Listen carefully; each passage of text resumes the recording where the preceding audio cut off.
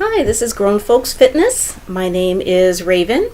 This channel is about how to be a grown folk in a increasingly adolescent world. I'm a life coach and certified personal trainer, so this channel is going to be about health and wellness, but also about issues that affect your general well-being, such as relationships, career, and financial goals.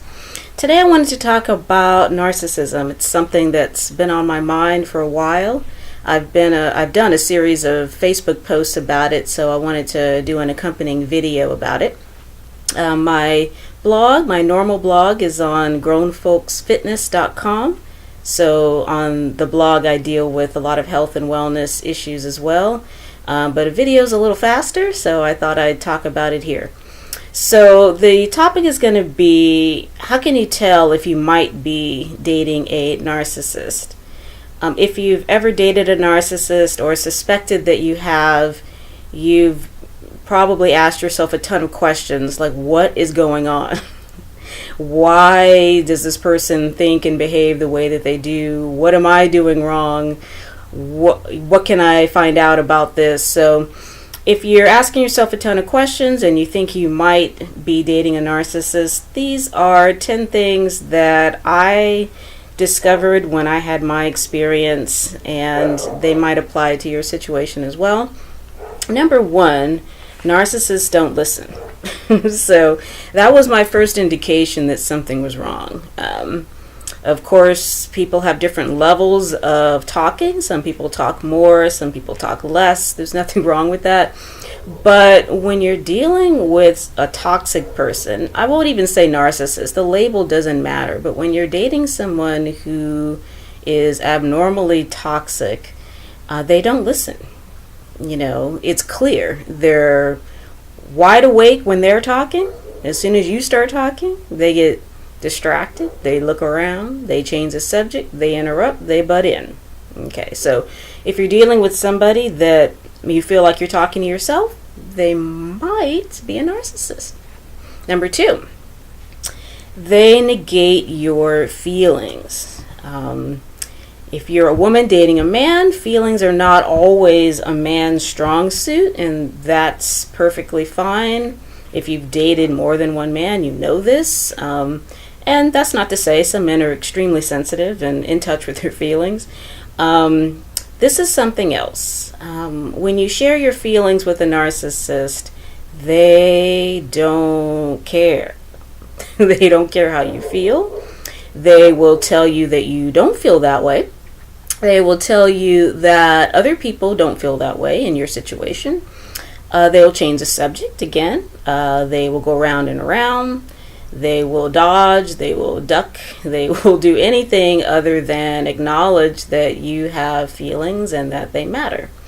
So if you're experiencing that, you might be dating a narcissist. Okay. Number three, they throw tantrums.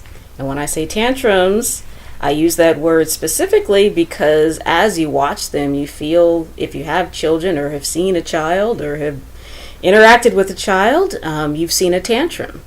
Tantrums are emotional explosions. They're out of control. They don't make any sense. They are not related to what has actually happened, seemingly. They seem to just erupt. They're irrational. You cannot reason a child out of a tantrum. You have to let it spin itself out. The best thing you can do, as someone who has had children, the best thing you can do if a child is throwing a tantrum is to ignore it. This is also the best thing to do if a narcissist is throwing a tantrum.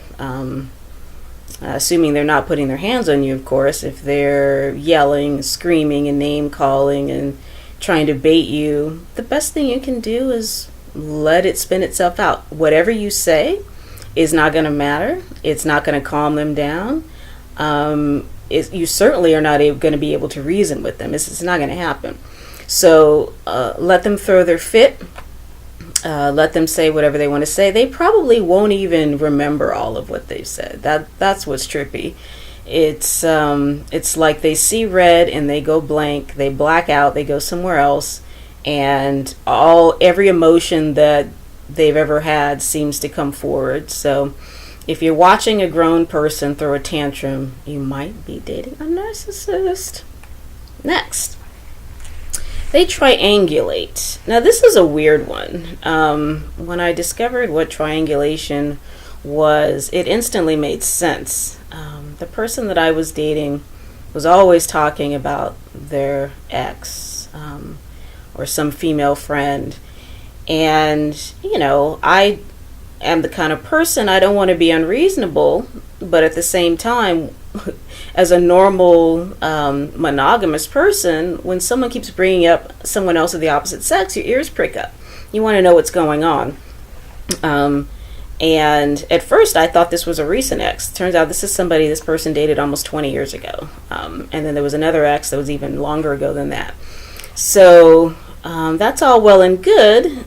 Sometimes people do remain friends with their exes. But if you're dating someone new, there are healthy boundaries that should be in place in order to be fair to both people, the friend and the person you're dating, of course. But I noticed that when I listened to this person talk about their past, there was always somebody that they were irritating their current partner with. People that sometimes had disappeared and were no longer in his life, but there always seemed to be somebody. So I noticed that as a pattern. We went round and around about this issue because of my own self-doubt. I didn't want to be unfair. I didn't want to be unreasonable. But at the same time, I wanted to feel respected, and I did not. So the reason and the purpose for triangulation is to make the narcissist feel important. They don't want to give up attention. Attention is like money to them. So if somebody were asking you to give up half of your bank account, you'd say no. You wouldn't. There's no way. So giving up attention is like that. If you've got two people paying attention to you, it's more important and it's better than having only one person paying attention to you. Especially if there's blurry lines with that person. This ex in particular was reminiscing about old times and so on and so forth. I imagine she wanted to still feel important to the narcissist, and I wanted to feel important to the narcissist. So this is a perfect situation for a self-centered person because they are the tip of the triangle. It's best not to even play this game, but I'll get to that later. Next, number 5, they are special. They're so special. The narcissist is better than everybody. They're smarter than everybody. They're more together than everybody. It doesn't matter the actual reality. If they really are better in any way than anyone else, in their mind they are. In their mind they're special. The rules don't apply to them. Mine would regularly say that he was smarter than other people, that he was smarter than most people, that he was better than most people. And you would think, who would let this come out of their mouths? I mean, people may feel this way, but who says it? A narcissist. So if a narcissist tells you straight out that they are special, or if the person you're dating comes right out and tells you how special that they are and that they're more special than you, that's the implication, then you might be dating a narcissist. Number 6, they are entitled. And of course, this goes back to number 5, they're special. So whoever's special is also entitled. They feel like they deserve certain things. It's not that they have to earn it. They deserve it because they are them. And their accomplishments in their mind are so much more elevated than other people's that they don't even really consider other people.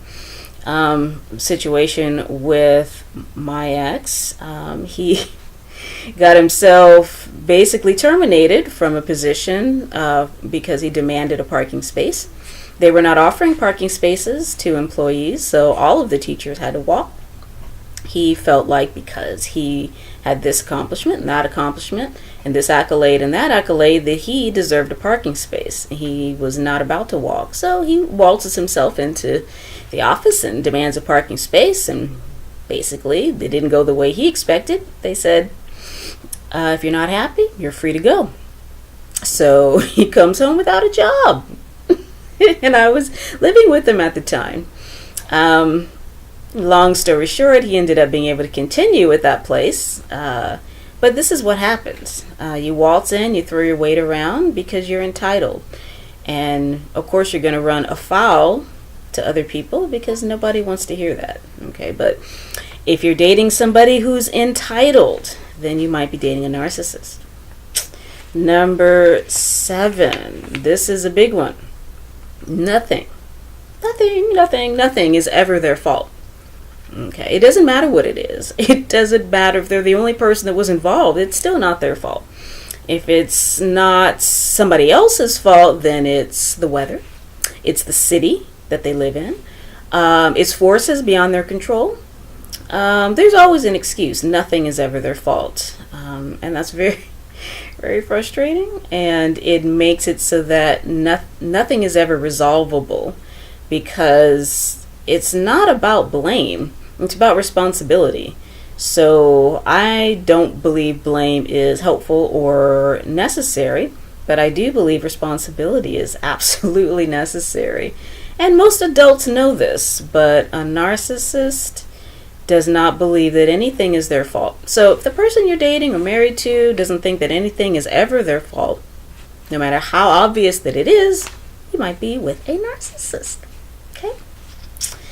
Oh, number 8, they lie.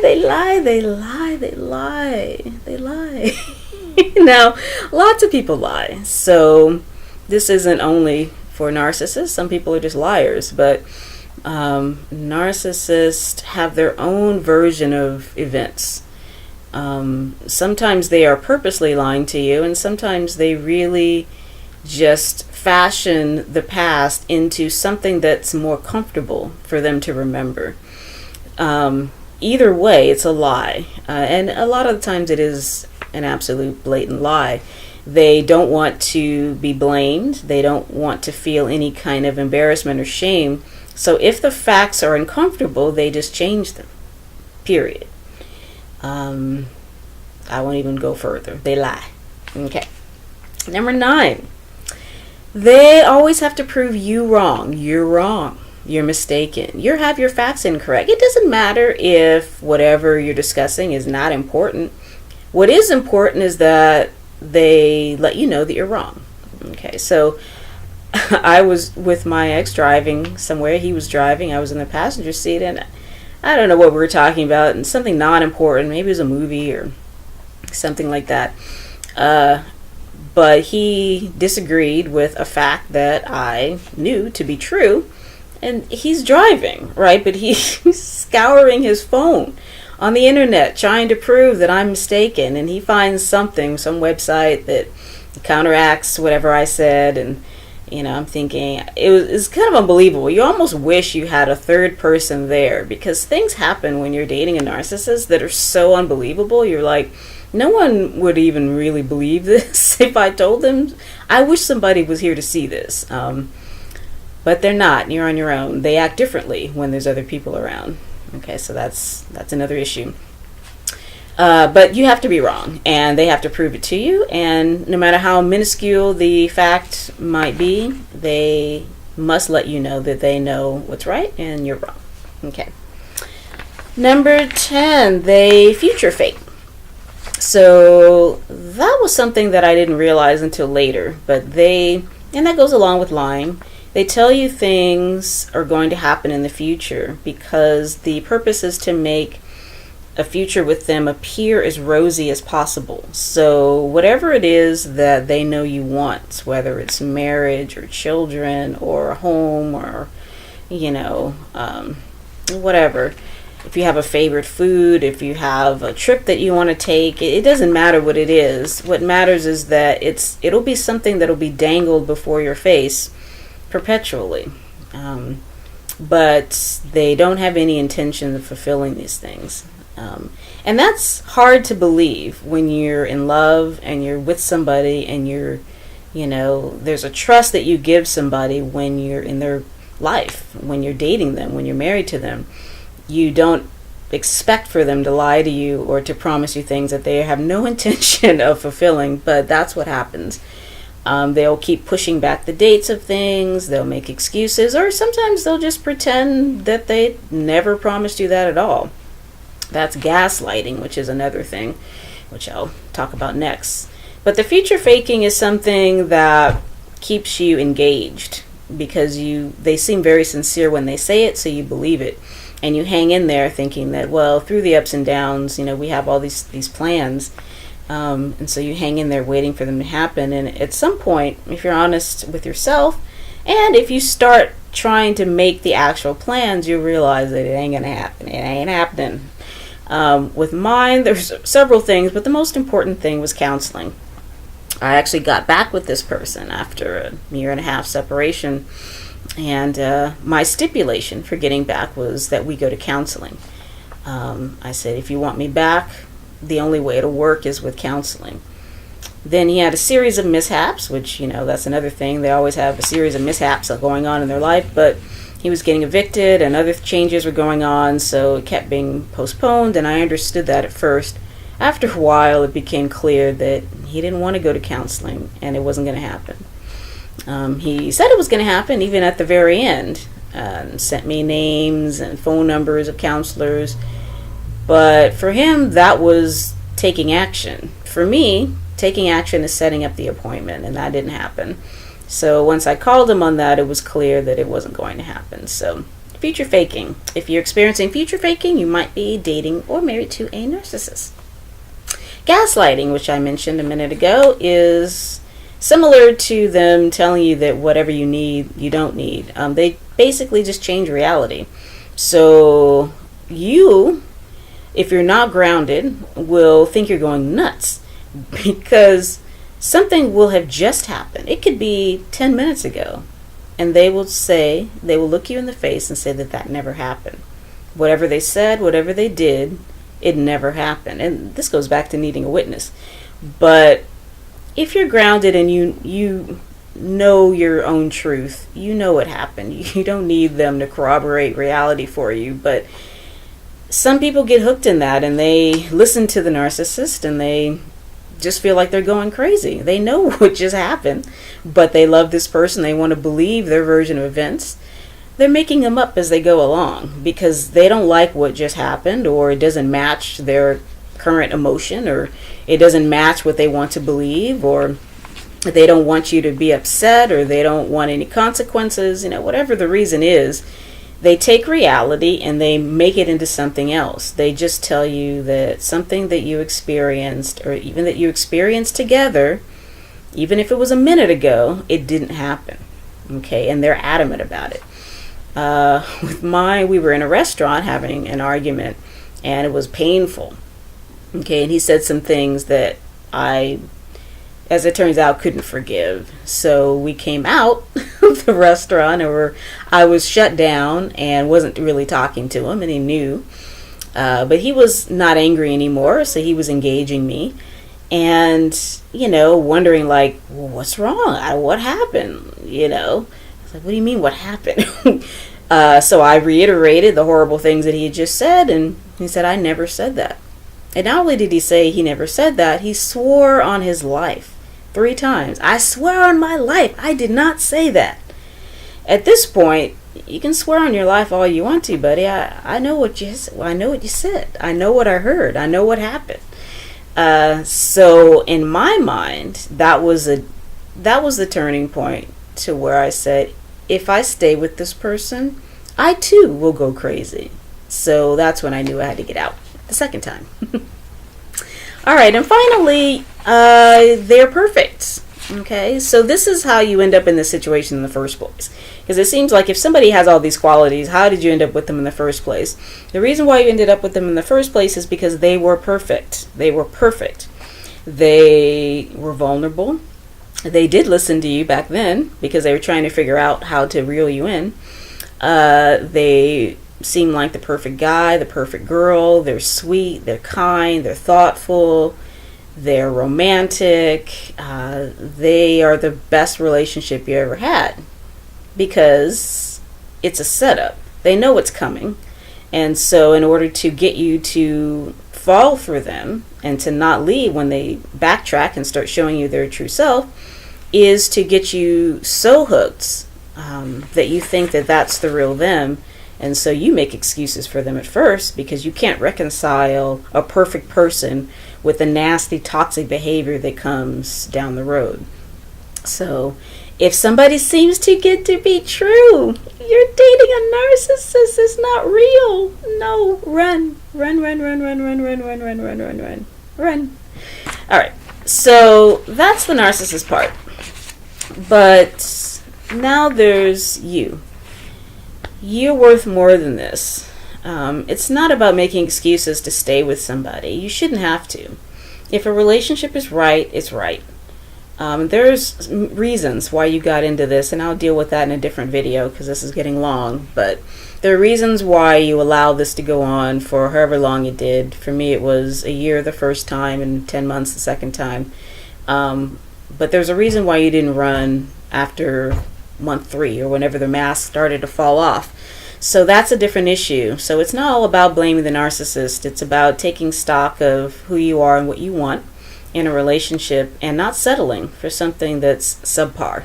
Okay, so I'll deal with that in a different issue. But in this video, if you suspect you might be dating a narcissist or something is wrong, look at those 10, 11 things, 12 things that I just mentioned. And if they seem to apply, realize that it isn't going to get any better. Counseling doesn't tend to work. I found that out later with these people. It's a disordered way of thinking. It's a personality disorder. Something happened to them in their childhood that affected the way that they think.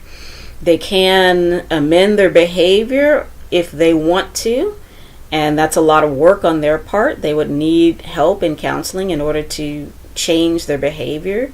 But the thinking will never change. It's a personality disorder. So unless you feel like your role in life is simply to be a punching bag emotionally for another person, then you might want to think about your exit strategy. I mean, you do need to come up with a strategy because leaving is not as easy as it sounds. They don't deal with breakups the way regular people deal with breakups. So you have to have a plan. Okay. So we'll deal with that in another issue, but those are some ways to tell if you're dating a narcissist. If you have any questions, concerns, please comment below. Give me a thumbs up if you like the video. And your feedback is appreciated. Have a beautiful day. You matter. You're special. You are needed in this world. You are loved of spirit, and your needs matter. So stay peaceful, stay whole. See you next time.